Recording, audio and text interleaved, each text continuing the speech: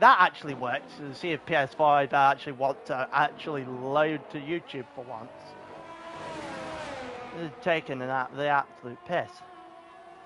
We got yellow flag in sector 1. Lars is out. Lars is out. Is that a safety car coming? No, it's not. Lars is out of the session entirely. And picks up a 3-second time penalty as well. We've got a bigger things out here. Let's see if it actually has put it back in. I beg that it has. It has. Right, we've got it back up. It's functioning, I guess. Albeit not very well. It's functioning. But we're continuing on here now. So we've got what, 30 people left. Nakut's has dropped to the back from nowhere. I'm not entirely sure. We've missed a couple of laps, obviously, because well, my PS5 decided to say no. It did not want to do that, and the power cord is absolutely burning when I touch it. And we've got a couple of battles going on here. It's Tepos to the inside of turn 1. Gets past Scalesy, who probably definitely should have pit. Well, I say that as he is he's still in 7th, and I think he'll take 7th at the end of this, especially the way everything's going. Yeah, the street's back. Yeah, welcome back, mini gens. I don't know what happened. My PS5 is just randomly shutting off whenever the fuck it wants to at this point. Stood up. It is stood up. Oh god, it's cooling fan and everything, but it's just infuriating at this point. It's done it. Lay it flat to stop it overheating. I might see if I can find a place to put it flat then. Alright, we continue on here though. It's fine. I open a window. I don't know if it was overheating, but it was. We'll figure it out as we go along. And I know for a fact it won't do it again in this race because I've opened a window and my room is now going to freeze as a result. But now we go down to the line anyways. Bloodwave from Steger from Bloodwave. So Steger's now in the lead of this race, half a second. Splits them at the moment. We'll figure out if Bloodwave can try and fight back at some point sooner rather than later. Mitchell up in the 4th as well. Mitchell versus Randro is the current battle for 4th place. BR4 7 seconds behind the front 2, but 21 seconds up the road from our current battle as here we go. Round the outside there was Randro, who's got the place on Mitchell. And Randro will take 4th place and get it for at least another lap. Pretty well done there by the AlphaTauri. Ah, okay, that makes a bit more sense then. That makes a bit more sense then.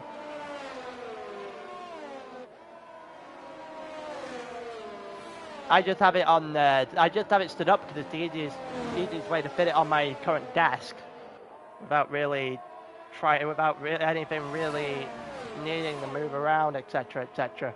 It's just the nicest thing. It's just the nicest way to say it. Yeah, that makes sense. Make sure it's the right way up. Yeah, we'll figure that out.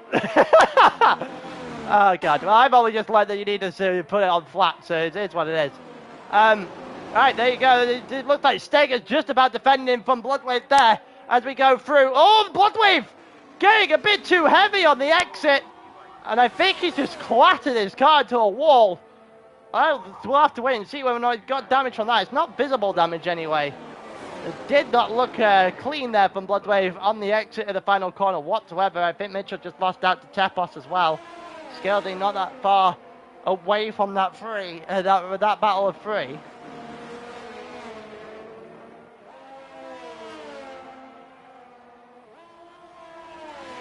But yeah, we'll see what is going on for the rest of this race. We're on lap 23 now. It's just trying to get my flow back a little bit, considering that was very rudely interrupted by a PS5 that decided it didn't want to work anymore.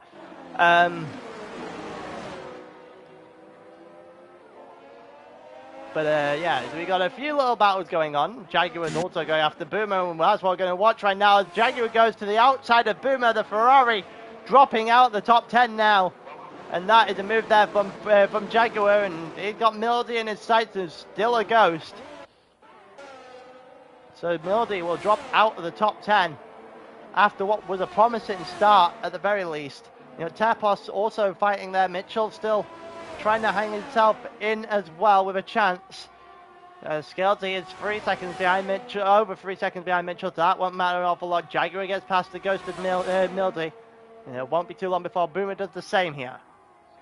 But we still have a battle for the lead as we're about to head into lap 24 here between Steger and Bloodwave. And the Bloodwave very clearly didn't have too much damage from when he just clattered a wall earlier on. And we've got BR4 who is closing on the both of them. Here comes Bloodwave, who looks to the outside, who's still on the outside of Steger, who looks to defend it and gets a little bit of a slide. They both get a bit of a slide there through turn 1, and it looks like that slide is gonna help out in the end with helping Steger hold on to that narrow lead. It might buy Steger another lap. We'll see if Bloodwave had the ability to come back so quickly. And I hate this camera angle because I can't tell, being on the left-hand side, how close we are on the right. We've got Tapos here as well, who's trying to fight off his teammate. Mitchell is starting to drop off quite drastically off the back of the two AlphaTauris.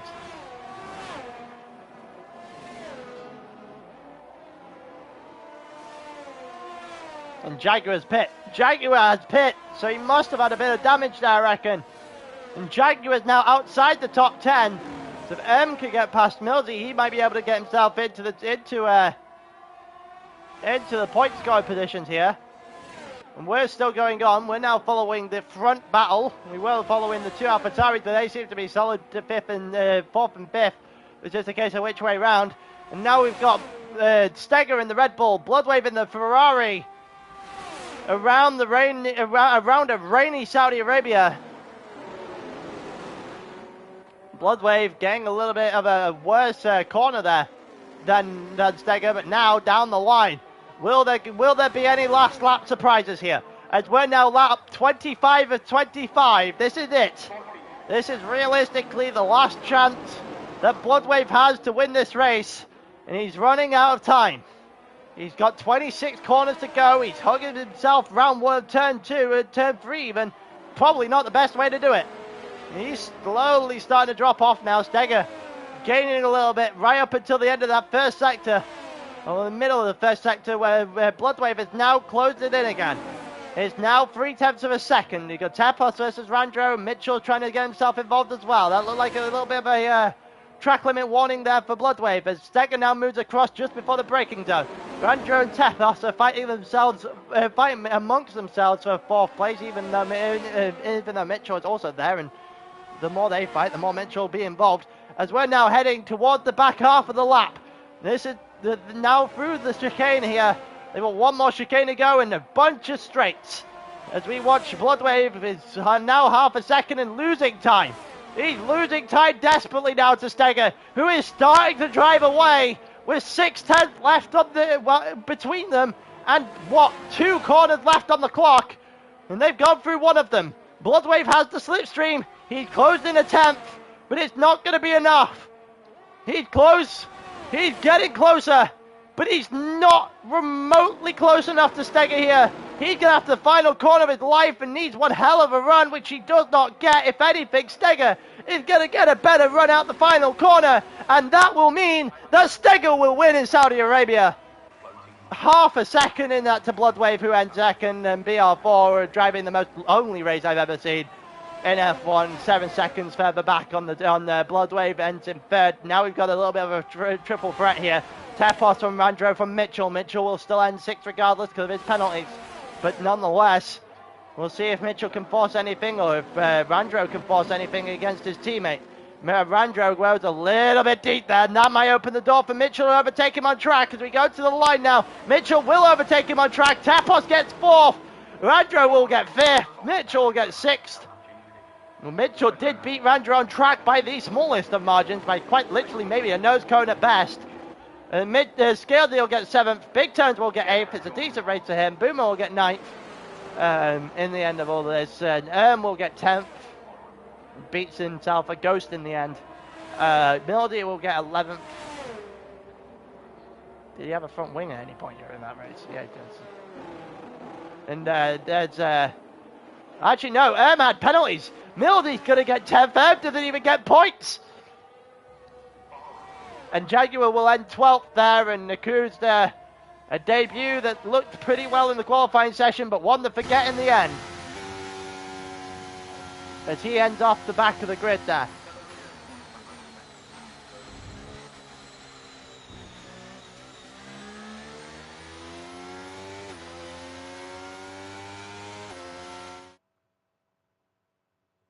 There you go. Well, that is the end of the race.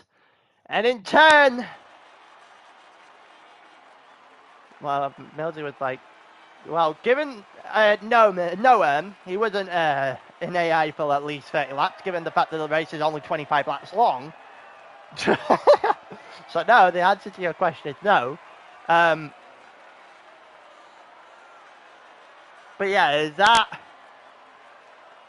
is the end of the season there for here in Tier 1. Jeddah was the finale.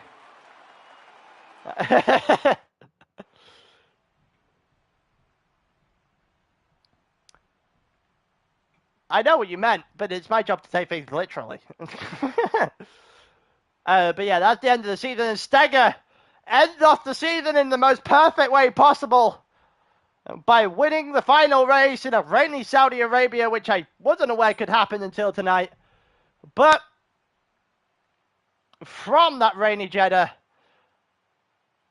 I will see you guys in the next season of F1.